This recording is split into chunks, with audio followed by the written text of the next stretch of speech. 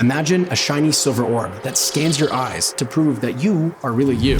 Everything that we're doing is really privacy rocket science. A device that's being deployed across the globe, from bustling cities to remote villages, all with the promise of verifying your humanity in an age that could be defined by artificial intelligence. Orb is a way to uniquely identify real people in a new privacy-preserving way. This isn't science fiction. It's WorldCoin, which has now been rebranded to just World. Today, we're going behind the scenes of World's latest event with exclusive access to learn what their new plan is after this rebrand and how they plan to bring global identification to the world.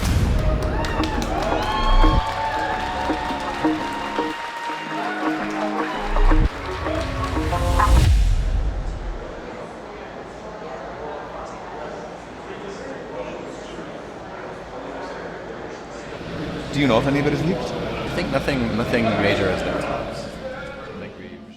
A big part of World's story that hasn't been told before is their unplanned release to the public. A leak to Bloomberg early on almost derailed the entire project. The first time the Bloomberg leak happened, it probably almost killed the company. It was like a Friday night, 11 p.m.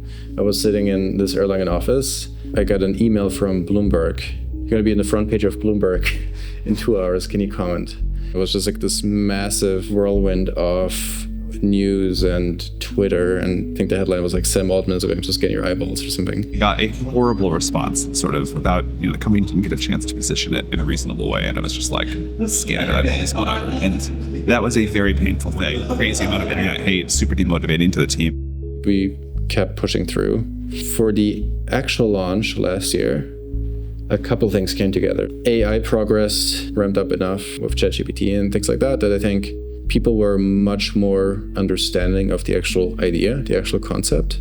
Kind of Sam was much more famous, OpenAI did like all those things. So the amount of noise the launch created was like insane. I think it was like we were on national TV for multiple days, like literally lines of thousands of people in front of Orb. So we had to shut down operations, testify in front of Kenyan parliament, like all kinds of like crazy things that I never thought I would have to do that early in the company's life cycle. It took us like a couple months to recover from that. And actually Sam was a huge help of just like showing up to the town halls and be like, hey guys, like we need to push through and this is going to pass. In the early years, it was a tough thing to push through. AI really has the potential to change everything. Like any technology, it will also come with a lot of challenges. You will need to solve the problem of civil resistance. Fraudulent actors would claim multiple times that initial distribution mechanism. And so you would need a proof of humanness, a proof of humanity, or rather actually proof of unique humanness, works globally, is very resilient against all kinds of attacks. Already today, proving that you're human is a hard challenge. Whether you want to send finances over the internet, log into your email, or access medical records, it's important to prove that you are really you. If you've ever seen that reCAPTCHA thing, this is that to the next very shiny and spherical level. When you take a few steps ahead and you think about, okay, what does the world look like with advanced AI, right? Like, what does that mean for our economy? What does that mean for our ability to decentralize and to democratize AI systems? Perhaps even most importantly, just what does that mean for the internet, right? How do we know who and what to trust? There's all of these new challenges where you need something like World ID and WorldCoin in general. I grew up in Germany, near Munich, did my undergrad there, started my master's, and then went to Caltech in Los Angeles. Ended up doing physics in parallel and then go deeper into theoretical physics. And I got an email from Max Norman-Stern, just like a quick description of the project that both of them wrote together, and decided to do that instead of physics. One of the most important tools that we need but don't have today is to enable humans verify whether they're interacting with humans or with AI. Some of those challenges are long-term AI safety. Also short-term, how do we distinguish humans from AI? When I joined, it was like really combined two ideas, like one, crypto, and this idea of blockchain. And then second, what if you could, through the launch of such a digital currency, you could have tens of billions of dollars to create a much larger network of eventually billions of people. Well, how can you significantly accelerate that? How can you take those values that people really care about with Bitcoin, those technologies, but then actually make them accessible and actually reach people all over the world in a way in which actually affects the change that you wanted to see in the first place? Hey, Christian, Sam and Alex. Did you practice a lot, or are you just gonna like go off and wing it all day long yesterday. So like I You've done like many rehearsals. that's why I lost my voice. Well, until last week I was pretty nervous that actually all the products are coming together. And so I think yesterday I was like super happy because things really finally came together. I could try everything worked. It's amazing how that happens the day before. Always. Always.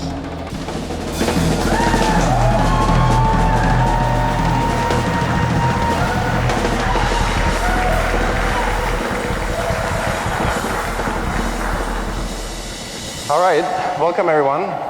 This is a big day for us. We started working on this about 5 years ago. And back then we really believed that something like this should exist in an AI future that we all want to live in. And that's why we built the Orb, which is an inclusive and secure, as well as an anonymous way to solve the proof of human problem at global scale. Orb is a way to uniquely identify real people in a new privacy-preserving way, and by doing that, create a massive network that people can use as financial services infrastructure, proof of person infrastructure, whatever it takes. So that's how it does it. This is an orb. Usually it looks like this. Why is it an orb? Because the whole project really is about the world. It's all about humans and enabling humanity to thrive. It is also tilted at a 23.5 degree angle, just like the rotational axis of the Earth. The shell is composed of 2 layers. You have an inner layer that is chrome, but then you have an outer transparent layer, which may or may not represent the atmosphere. If you look at the orb from the side, in the back, there is a very powerful computing unit. It analyzes every single image and checks for several different things. One is, okay, like, does this look like a real human? In the front, there is several multispectral sensors that across the electromagnetic spectrum that can verify that somebody is a real human without having to touch it. It issues a proof of human certificate.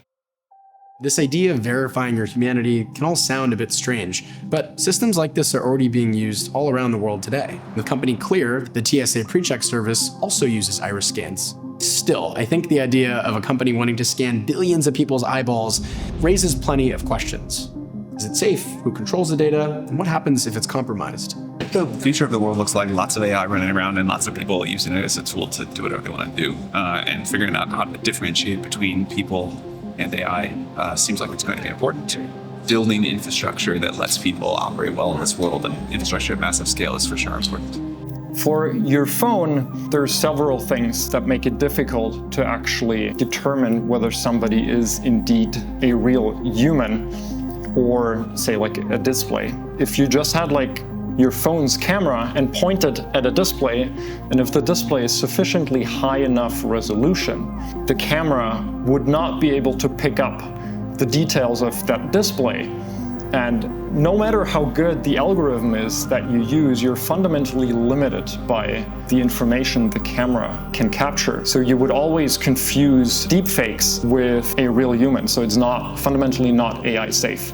Only for the uniqueness, iris code is getting calculated, which essentially is a pattern. It's not only encrypted, but it's also split multiple different shares. All parties can individually calculate their results, and only when the results are being compared gets decrypted, but the iris code never needs to be.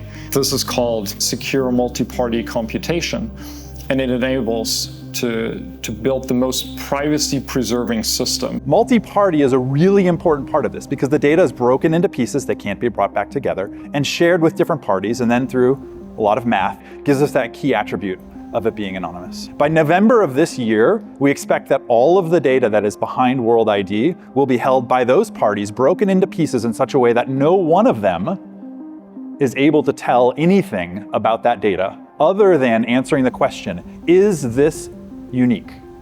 The core to our uniqueness service.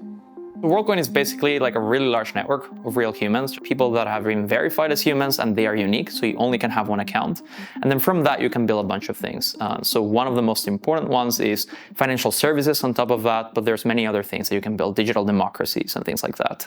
World Orb 3.0 has been redesigned from the ground up with one goal in mind, to make the WorldCoin network even more useful for your day-to-day life. It starts with World ID, your internet human identity. You can see whether you're verified, and if you're not, You can use the app to find an orb near you to be able to get verified. So this is World App. When you open it up, the first thing you see is your World ID. Your World ID is very simply like a passport that shows that you're a human that you can use across the internet. And then there's also a wallet, right? And this is the place where you get to keep your cryptocurrencies and your digital dollars, send them around the world for free. It is instant, it happens across the world. And so it's just a completely new generation of finance. Today, WorldChain is launching with 15 million human users, one of the biggest blockchains in the world on day one. One of the things we've been thinking about actually for quite a while, and we know it sounds crazy, but it is that WorldCoin as a name just doesn't work anymore.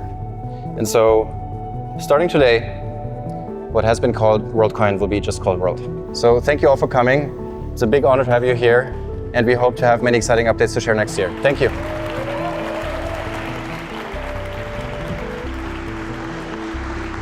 And so that is it.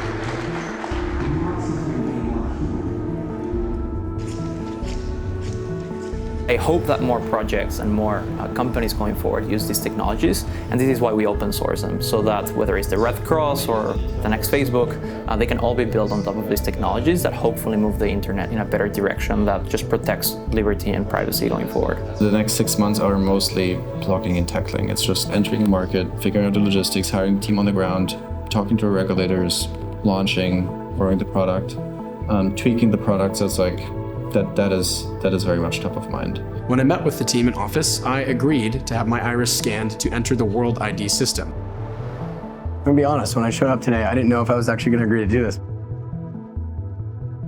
I got an iris code, cute little passport, and I'm now officially a verified human in the World ID system. So where does this leave us? World is tackling some of the most important problems of our time, and problems that have yet to surface, but surely will. Identity in the age of AI, proof of humanness, financial inclusion, the future of digital economies. These are some important things to get right. World's journey is just the beginning, and only time will tell how they handle it, as we and they navigate these complex challenges ahead of us.